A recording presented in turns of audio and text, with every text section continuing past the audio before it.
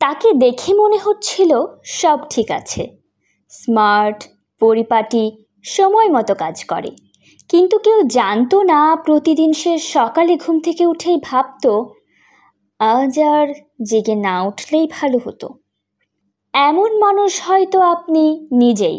এটা কোনো অলসতা নয়, এটা মেজর ডিপ্রেসিভ ডিসঅর্ডার। গবেষণা বলছে এই অবস্থায় মস্তিষ্কে সেরোটোনিন, ডোপামিন, এমনকি অক্সিটোসিনের মাত্রা কমে যায়। বিশ্ব স্বাস্থ্য সংস্থা বলছে পৃথিবীতে প্রতি 8 জনে 1 জন মানুষ এখন ডিপ্রেশনে ভুগছেন। গবেষণায় পাওয়া গেছে আনট্রিটেড ডিপ্রেশনের কারণে আত্মহত্যার ঝুঁকি বেড়েছে 25 গুণ। জাতিসংঘের রিপোর্ট অনুযায়ী 2023 সালে বিশ্বে আত্মহত্যার অন্যতম প্রধান কারণ ছিল ডিপ্রেশন।